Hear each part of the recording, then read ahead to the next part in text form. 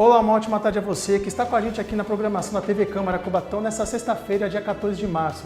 Sejam bem-vindos, esse é o seu Últimas Notícias, primeira edição. E vamos começar o N falando sobre o acidente que bloqueou a via Anchieta nos dois sentidos na noite de ontem.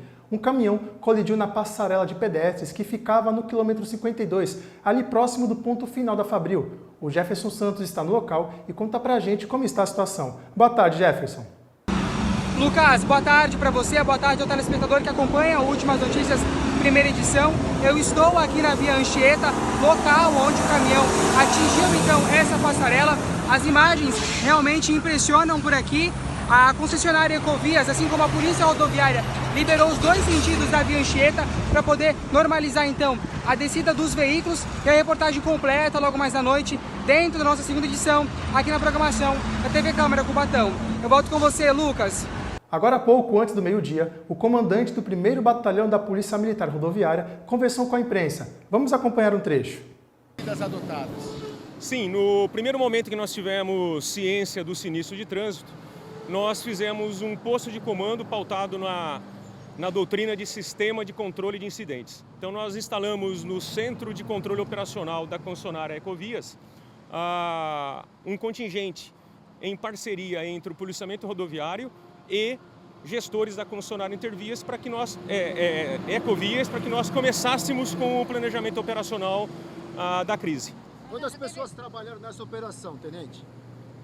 Não tenho numérico exato, mas com certeza mais de 200 pessoas entre policiamento rodoviário, Polícia Militar do Estado de São Paulo por meio do policiamento territorial e concessionária Ecovias. Com relação a informação de como aconteceu esse acidente, qual foi a dinâmica?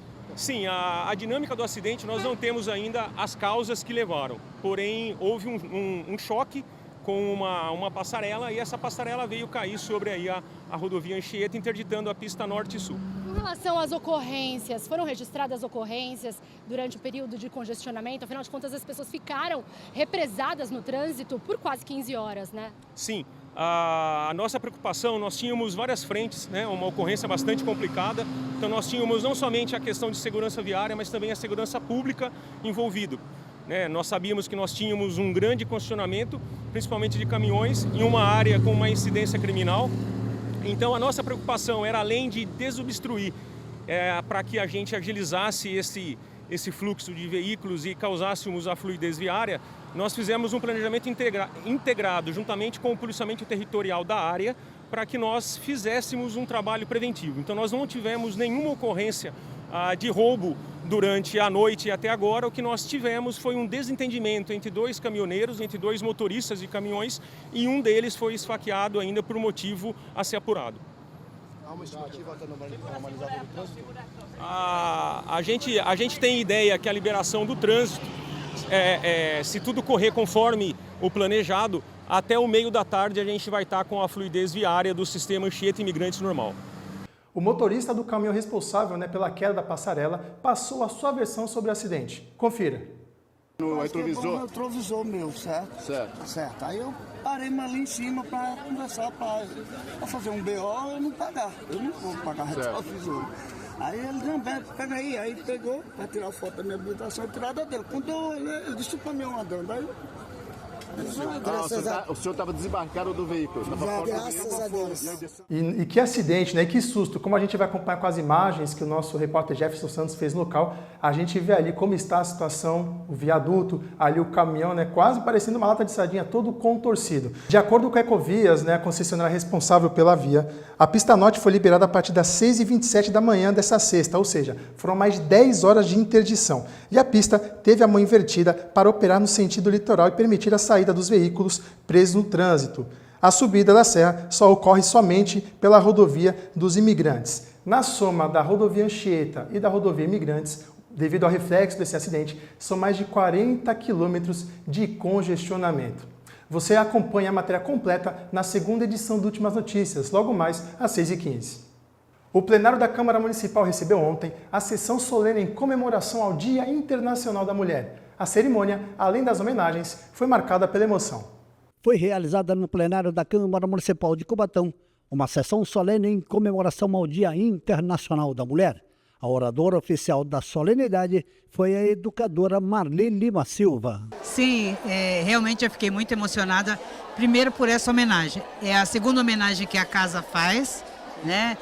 Cada um de uma forma diferente, mesmo sendo o Dia das Mulheres, são momentos diferentes que estamos vivendo. Né? Cubatão está vivendo uma nova fase. Eu espero que realmente a mulher seja olhada de uma forma diferente, que a nossa saúde tenha realmente muito a oferecer para nós mulheres, porque nós não podemos esperar. A vice-prefeita da cidade, Andréa Castro, esteve representando o prefeito César da Silva Nascimento. Disse que as mulheres avançaram muito na sociedade, porém continuam lutando para mostrarem todo o seu potencial. Acho que estamos no meio do caminho. Avançamos muito, mas ainda temos muito para caminhar. Mas é importante essas datas comemorativas para que a gente possa conversar e dialogar com a sociedade acerca da luta da equidade de gênero. Hoje nós tivemos aqui homenageadas mulheres maravilhosas que fizeram e fazem muito pela comunidade, educadoras, assistentes sociais, mulheres na luta contra a dependência química, na luta contra o câncer, que acolhem, na luta contra a violência doméstica, lideranças comunitárias, mulheres com projetos sociais maravilhosos, e é super importante que elas tenham esse destaque como uma forma de representatividade de tudo que a mulher promove e faz na sociedade. O vereador Alexandre Mendes Utopete, presidente da Câmara Municipal de Cubatão, destacou a importância desta solenidade em comemoração ao Dia Internacional da Mulher. Muito importante hoje o dia dessa homenagem às mulheres que são importantes na nossa vida. Em especial a todas as mulheres, no nome da minha esposa Jéssica, cumprimento todas elas e fiquei muito feliz por poder presidir essa sessão hoje nessa Casa de Leis. Aliás, o senhor sempre faz questão de agradecer as mulheres da sua família, senhora sua mãe, a senhora sua esposa, da importância que ela representa ao senhor. Positivo, da importância das mulheres na nossa vida, né? Em especial que sem elas a gente não seria nada. Vereadores de Cubatão participaram na Assembleia Legislativa de São Paulo da primeira reunião da Frente Parlamentar em apoio à adoção.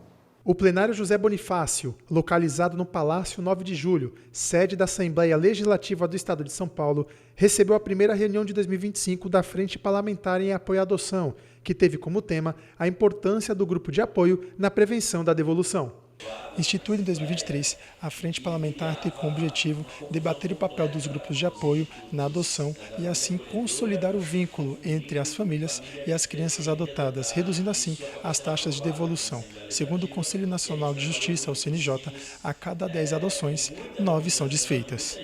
O CNJ também registrou, desde 2019, mais de 24 mil adoções em todo o país, onde 8,9% não foram concluídas.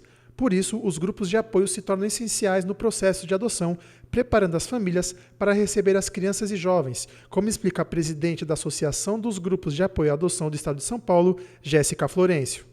A importância principal está na preparação, tá, dessa família para receber essa criança e esse adolescente. Essa preparação a gente trabalha questões de luto, a gente trabalha a idealização, a gente demonstra como é um processo adotivo, quais são os desafios de um processo adotivo. Então nós conscientizamos esse pretendente, né, para entrar nessa fase da adoção. E quando a criança chega, a gente trabalha a família num todo, tanto a criança como pretendente, e trabalha esse vínculo. O deputado estadual Caio França é o coordenador da Frente Parlamentar, que há 2 anos debate sobre a adoção. No Brasil, quase 10% das adoções que foram realizadas acabam tendo a devolução, o que é um número bastante preocupante e que é possível ser minimizado se a gente tiver uma preparação melhor da adoção. Para lidar com esse assunto, e os grupos de apoio têm pessoas capacitadas, não só do ponto de vista técnico, mas principalmente as experiências práticas de pessoas que já vivenciaram esse processo. Em Cubatão, o grupo de apoio à adoção Sonho Possível faz esse papel de aconselhar quem tem o desejo de adotar, além de conscientizar e debater a importância da adoção.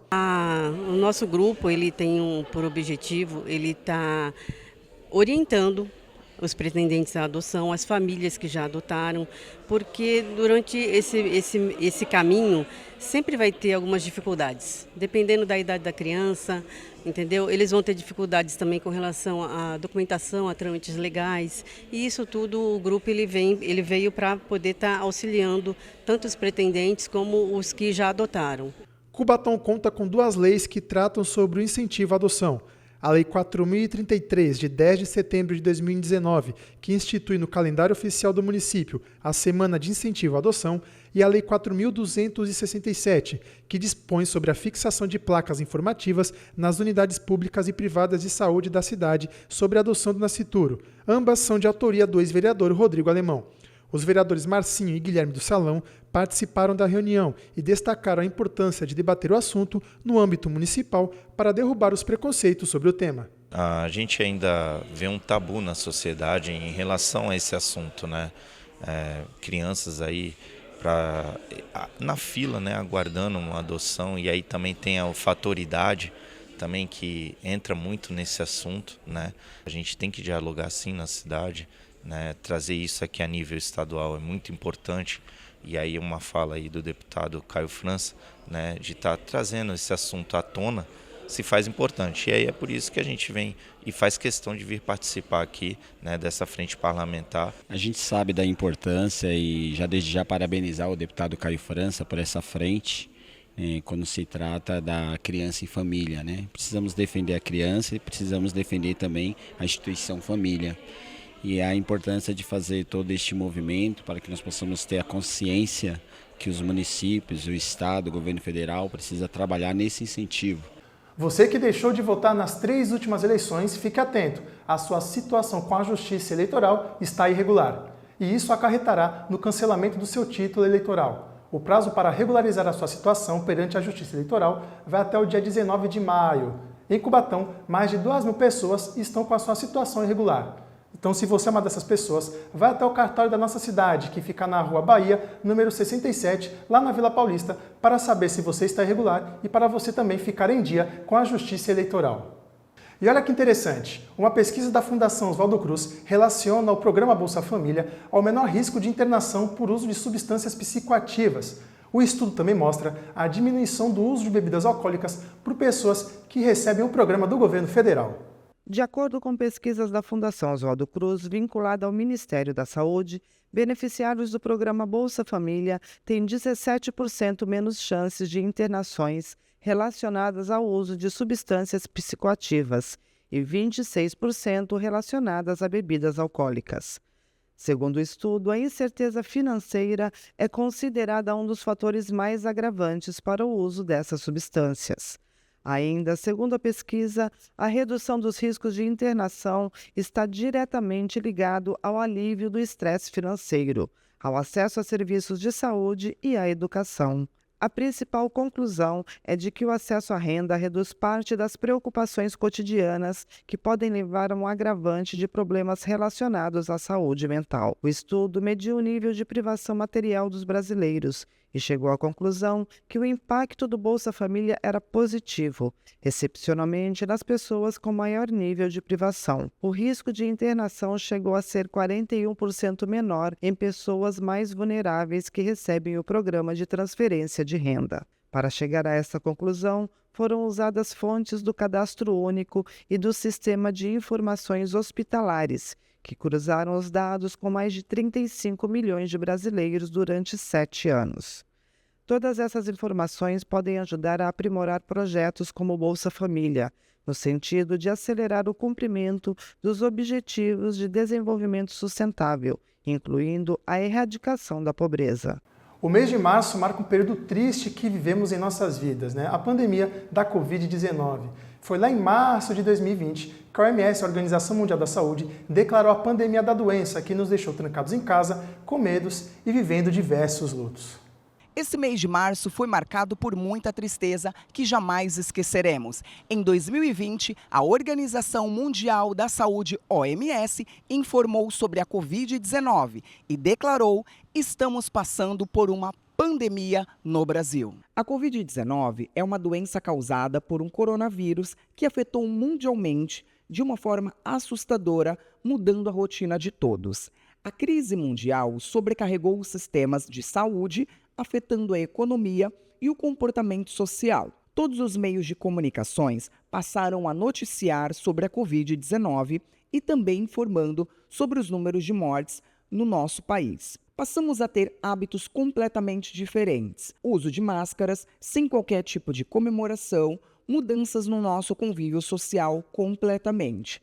Muitas empresas passaram a tomar novas regras, ganhando espaço o home office. O primeiro óbito ocorreu em São Paulo, porém o número já era grande de pessoas com Covid-19. OMS declarava pandemia e São Paulo já liderava o índice de casos. A cada dia que passava, os casos iriam crescendo e o índice de mortalidade mudava a cada instante. A mudança foi radical. Ruas vazias, lojas e shoppings fechados, um cenário inesquecível a todos. São considerados os grupos de risco crianças menores de 5 anos, idosos acima de 60 anos e gestantes. Também os portadores de doenças crônicas como diabetes, hipertensão, asma e doença pulmonar. Todos esses são grupos de risco e precisam de muitos cuidados. O governo federal anunciou a primeira edição do Enem dos professores e a edição será realizada no segundo semestre deste ano. O MEC, Ministério da Educação, confirmou que a aplicação da Prova Nacional Docente, PND, será no segundo semestre. O exame unificado poderá ser usado pelas secretarias de Educação dos estados, do Distrito Federal e dos municípios para contratar professores nas redes públicas de ensino. O PND ganhou o apelido de Enem dos professores, porque poderá concentrar a forma de ingresso no Magistério da Educação Básica Pública em todo o país, a exemplo do Exame Nacional do Ensino Médio, o Enem, que se consolidou como a principal forma de ingresso em universidades públicas e privadas, porque pode substituir os vestibulares. A adesão à Prova Nacional Docente é voluntária. As secretarias de educação podem confirmar o interesse na prova até o próximo dia 17 de abril, como estabelece o edital do MEC para adesão. E agora vamos acompanhar na previsão como vai ficar o tempo na nossa cidade para o próximo final de semana.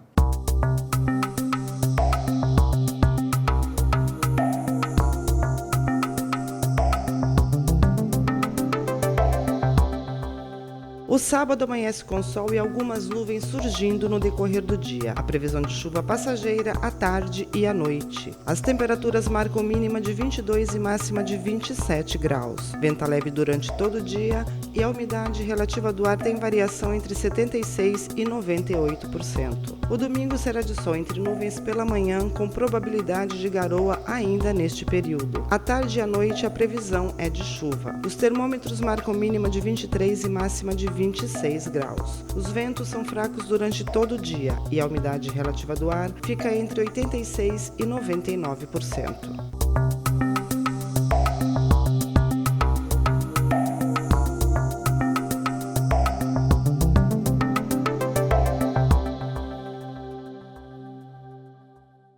E por enquanto é só. Logo mais às 6h15 teremos a nossa segunda edição com o Jefferson Santos, que vai trazer tudo sobre a queda da passarela lá na Via Anchieta.